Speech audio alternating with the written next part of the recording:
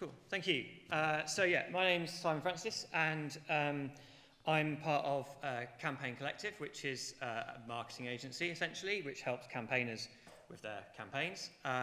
But we're a social enterprise, and we have a social purpose. It means all our profits go into helping fulfill this social purpose, which is to help smaller campaigners and charities get their voices heard. And we were we actually made some money in the first couple of years of operation, so we had some money to play with, which is quite an unusual position for me. So we came to ECF last year and did a session on how to get the good news out there. We'd heard from campaigners, obviously, that there's barriers in terms of talking to the media, in terms of getting the good news out there.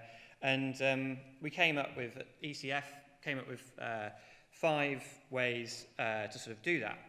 How to line up partners, stakeholders, influencers to help share your good news, how to be radical in your tactics, how to galvanise your supporters, how to think local, and how to make the most of what you have and celebrate your successes.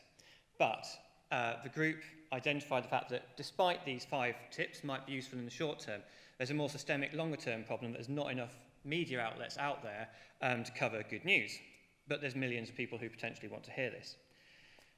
We did research with Sapio Research, which is a fellow social enterprise, and the tracking research showed that the public lacks sources of good news. In fact, just 1/5 of the population have heard a positive news story about charities in the last 3 months. For universities and local councils, it's about the same. But for social enterprises and trade unions, it's even worse. In all, over half of people have not heard a positive news story about any of these progressive campaigners in the last 3 months.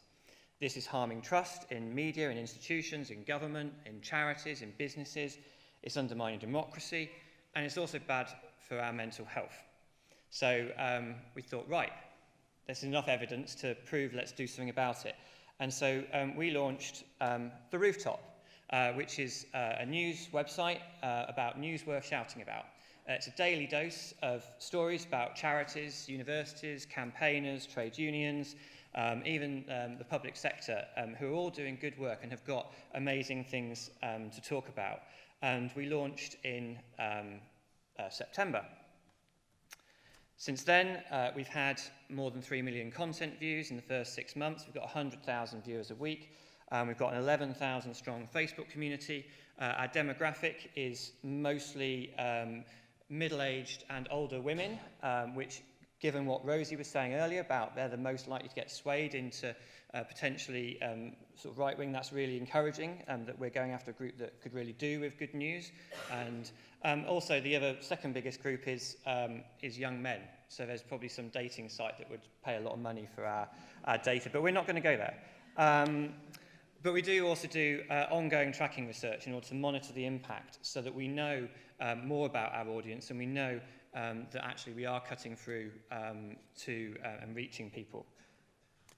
That sounds great, right? But we've done that in the first sort of 6 months, and now we've come to a point where we need more help. First of all, and the most important thing for the audience here is please send us your news.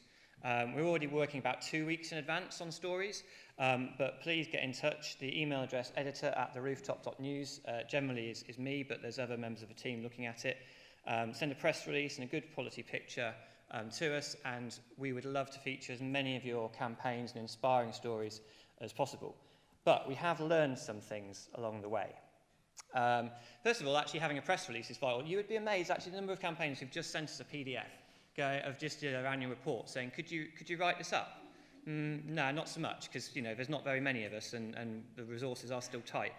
The amount of people who don't have any photography, when you think about actually the impact, more people will see your picture than read the article about what's going on. So good photography is essential. There are still organisations out there that don't send us a call to action. We're actually going to stop writing stories that don't have a call to action in them. So things that are great are, we've achieved this, but we could do so much more with your help. We want every story to have a call to action and that we can track that so we can show the impact of the articles. So whether that's, one of the favourite examples is a guy who set up a petition to help get more teacher training on suicide prevention in schools. And the article generated enough interest from the Scottish, Northern Irish and Welsh governments for them to change their policies. The English government, not so much. But they're working on that. So, yeah, call to action is important. Being nice is nice.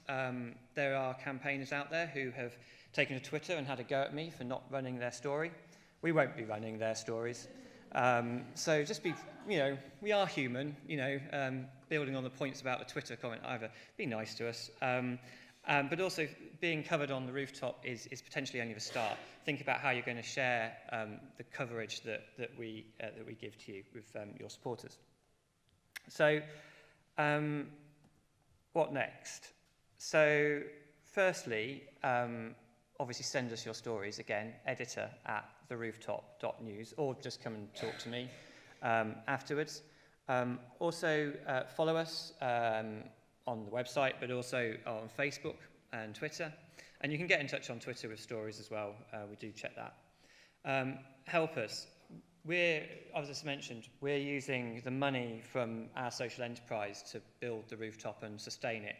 We can only do so much. We're not going to turn into a company that's generating millions of pounds of a profit to put into this. So we need to find potentially more sponsors to help us get the word out there and improve what we're doing. We'd love to do more than one news story a day, but we need more resources to help that. So if you know of anyone who's got some money to spare, then again, definitely let us know.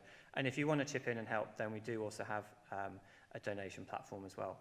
But hopefully, we'll get your stories featured on the rooftop. This is Monday's story, but yeah, you don't have to be big, you don't have to be a massive organisation. Literally any good news is what we want to hear from. So thank you very much.